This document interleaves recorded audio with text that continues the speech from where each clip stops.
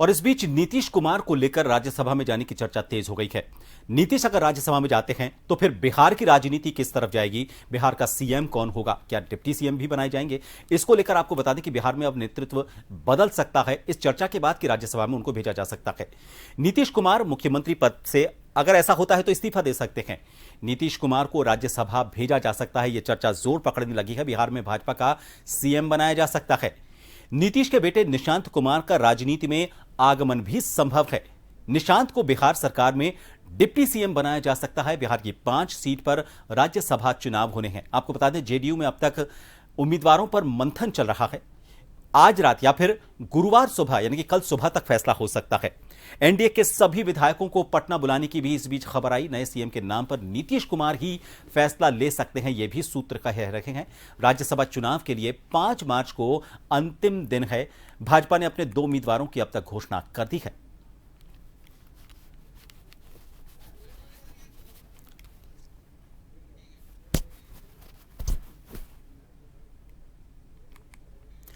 और इस बीच अगर बिहार में मौजूदा राजनीतिक स्थिति की बात करें, अभी फिलहाल वहां पर विधानसभा का सियासी गणित क्या है, तो इस तरह की स्थिति सामने आती है। बिहार विधानसभा में कुल 243 में से 202 विधायक ऐसे हैं जो एनडीए के हैं, और इनमें से भाजपा के सबसे ज्यादा 89 विधायक हैं, यानी कि 89। नीतीश की पार्टी जेडीयू के 85 विधायक हैं। चिराग पासवान की एलजेपी रामविलास के 19 विधायक हैं। जीतन राम मांझी की हम के 5 विधायक, उपेंद्र कुशवाहा की रालोमो के 4 विधायक। नीतीश अगर राज्यसभा जाते हैं तो सबसे ज्यादा विधायकों वाली भाजपा बिहार में अपना नया सीएम बना सकती है। यह पूरा गणित अब तक अटकलबाजी पर ही चल रहा है, क्योंकि कल सुबह तक स्थिति पूरी स्पष्ट हो जाएगी, यह संभावना जताई जा रही है।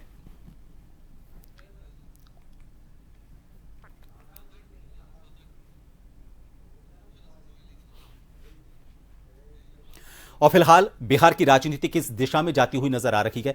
अगर राज्यसभा के लिए उनको नामित किया जाता है तो फिर किस तरह के हालात होंगे, इसको लेकर बात करेंगे। बिहार के पटना से वरिष्ठ पत्रकार डॉक्टर शोभित सुमन जी हमारे साथ जुड़ चुके हैं। डॉक्टर साहब, बिहार की राजनीति की अगर हम बात करें तो पिछले कुछ समय में बहुत उठा पटकती रही, लेकिन जब नीतीश को मुख्यमंत्री चुन लिया गया थोड़ी सी स्थिरता आई, लेकिन एक बार फिर राज्यसभा में उनको भेजने की जब से चर्चा होने लगी है तो लग रहा है कि अब सीएम कौन। क्या लगता है आपको, अगर उन्हें राज्यसभा का टिकट दिया जाता? सबसे पहले मुझे लगता है यही सवाल मौजूद रहेगा कि क्या उन्हें राज्यसभा भेजा जा सकता है?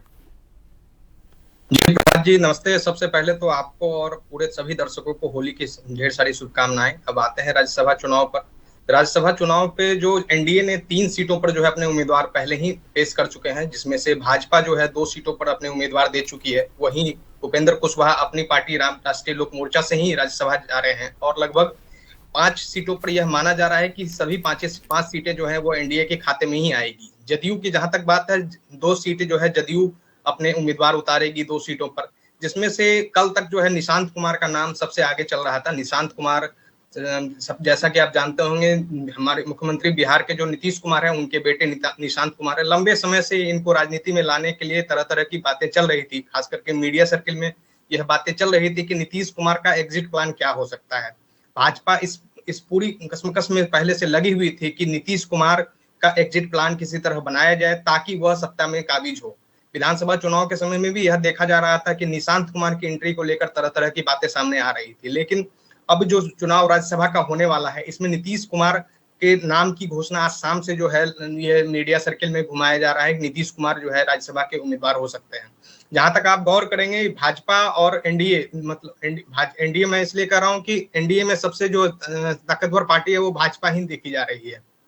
आप भाजपा के जो उम्मीदवार हैं वो तय तो कर दिए गए हैं, लेकिन जदयू के जो भी उम्मीदवार होंगे उसमें भी भाजपा के लोगों की काफी उसमें सक्रियता होगी, क्योंकि वह जान रहे हैं कि इससे जो है बिहार का जो राजनीतिक समीकरण है वो बदलेगा। इसमें 2 प्लान अभी तक देखा जा रहा है, या तो निशांत कुमार को राज्यसभा भेजा जाएगा या तो नीतीश कुमार को भेजा जाएगा। इसमें ज्यादा यह देखा जा रहा है कि नीतीश कुमार को राज्यसभा भेजने की ज्यादा गुंजाइश नजर आ रही है। हालांकि आज शाम में एनडीए की बैठक होने वाली है, उस बैठक में जो है यह बात सामने आ जाएगी कि नीतीश कुमार को भेजा जा रहा है। जहां तक कागजी कार्रवाई की बात है, वह नीतीश कुमार के लिए जो चुनावी प्रक्रिया होती है वह पूरी कर ली गई है। आज यह बात सामने आई है, मीडिया सर्किल के अंदर से ही यह बात सामने आई है कि नीतीश कुमार कल जो अंतिम जो है राज्यसभा चुनाव का जो नामांकन के लिए है, वो कल नीतीश कुमार नामांकन दाखिल कर सकते हैं। वहीं बिहार में जो राजनीतिक समीकरण वो बदलेगा, वो इस प्रकार बदलेगा कि जो सम्राट चौधरी हैं अभी उप मुख्यमंत्री, उनको उप मुख्यमंत्री बनाया जा सकता है, या फिर उनके जगह पर भाजपा चूंकि चौंकाने वाला हमेशा फैसला लेती है, हम लोग इस बात को देखते हैं, तो कोई नया मुख्यमंत्री का चेहरा हो सकता है। इस नए मुख्यमंत्री के चेहरे में हो सकता है कि नित्यानंद राय काफी सालों से जो है उनको मुख्यमंत्री पद पर प्रोजेक्ट करने की बात चल रही थी, भाजपा कोई नया चेहरा भी ला सकती है। वहीं निशांत कुमार को जो एडजस्टमेंट की बात इसमें देखी जा रही है, निशांत कुमार को उप मुख्यमंत्री बनाया जा सकता है। अगर भाजपा जो है अपना मुख्यमंत्री का कैंडिडेट देगी बिहार में, तो यह स्वतः तय हो जाएगा कि 2 उप मुख्यमंत्री जदयू के कोटे से आएंगे, एक निशांत कुमार होंगे। वहीं इसमें जातीय समीकरण का भी ध्यान रखा जाएगा। जातीय समीकरण आप देखें कि बिहार की राजनीति जो है वह कुर्मी जाति वोट बैंक पर जो है निर्भर करती है। नीतीश कुमार का जो वोट बैंक रहा है वो लघु समीकरण को साधने का वोट बैंक रहा है। ऐसे में इस बात को देखा जाएगा कि एक तो जो लवकुश का समीकरण है वो निशांत कुमार के आने से उप मुख्यमंत्री बनने से पूरा हो जाएगा। वहीं एक और कोई उप मुख्यमंत्री जो है जदयू वह अग्रणी जाति से दे सकती है।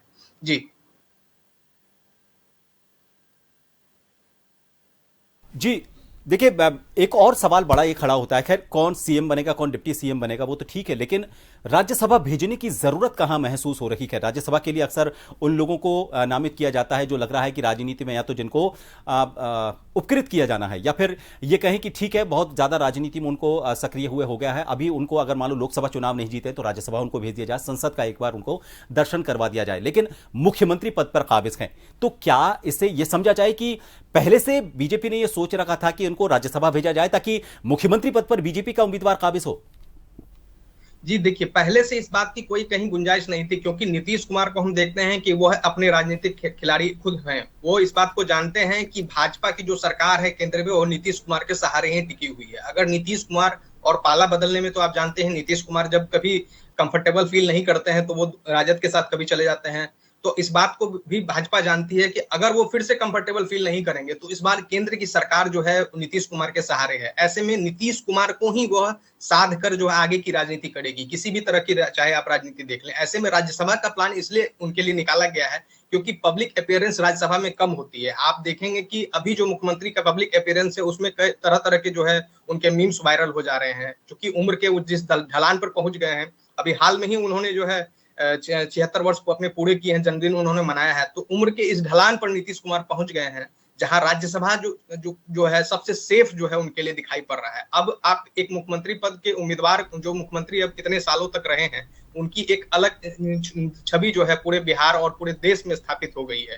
नीतीश कुमार जो है एक सुशासन बाबू के रूप में जो विकसित हुए हैं उस छवि को अब धक्का लग रहा है। खास करके पब्लिक जो अपीयरेंस जो उनका हो रहा है, कई जगहों पर ऐसा देखा गया है। मीडिया सर्किल में ही काफी मीम्स वायरल हुए कि नीतीश कुमार जो है अस्वस्थ चल रहे हैं, और यह लंबे समय से अस्वस्थ चल रहे हैं। इसके कारण से बिहार की छवि भी कहीं ना कहीं धूमिल हो रही है कि बिहार का एक जो मुखिया है वह इस प्रकार की हरकतें कर रहा है। ऐसे में भाजपा यह सेफ गेम खेलना चाह रही है कि नीतीश कुमार को अगर वो राज्यसभा भेज देती है तो एक सम्मानजनक पद भी उनके लायक राज्यसभा में हो जाएगा, और जो है वहां हो सकता है कि उनको अन्य भी चीजों पर जो है एडजस्टमेंट किया जाए। जैसे अभी हरिवंश जी की भी सीट खाली हो रही है, तो एक सीट तो नीतीश कुमार या निशांत कुमार, दूसरे सीट पर जो है कर्पूरी ठाकुर के जो बेटे हैं उनको जो है फाइनल है कि उनको ही भेजा जाना है। ऐसे में नीतीश कुमार के लिए यह सम्मानजनक स्थिति होगी कि वो अब उम्र के इस ढलान पर आकर स्वतः जो है अपने बेटे को अपनी जदयू की पूरी विरासत सौंप दें।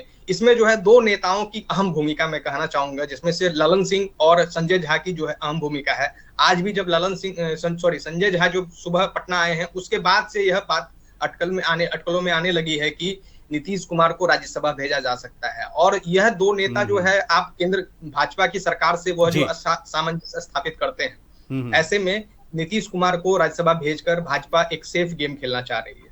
बिल्कुल आपने सही कहा। खैर इसका पटाक्षेप भी कल हो जाएगा कि नामांकन वो करते हैं नहीं करते। हालांकि अब तक की जो पूरी संभावनाएं हैं, पूरा जो भी राजनीतिक माहौल है वो पूरा इशारा ये कर रहा है, क्योंकि इससे कई तरह के तीर जो है वो निशानों पर जा सकते हैं। एक तो जो नई पीढ़ी है, नीतीश कुमार की जो अगली पीढ़ी है उसका राजनीति में एक तरह से पदार्पण हो जाएगा, उनके लिए लॉन्चिंग पैड ये हो जाएगा। उसके अलावा बीजेपी के अपने मकसद होंगे ही, और जो आपने जैसा बताया कि सीएम नीतीश कुमार की पिछले कुछ दिनों के अगर जैसे मीम्स बनने लगे हैं और जिस तरह की छवि उनकी बनने लगी है, उस छवि को और सुधारने के लिए उन्हें राज्यसभा भेजते हुए सम्मानजनक उनको एक राजनीतिक पद दे दिया जाए। बहुत बहुत शुक्रिया हमसे जुड़ने के लिए डॉक्टर शोभित सुमन। तो डॉक्टर शोभित सुमन को आपने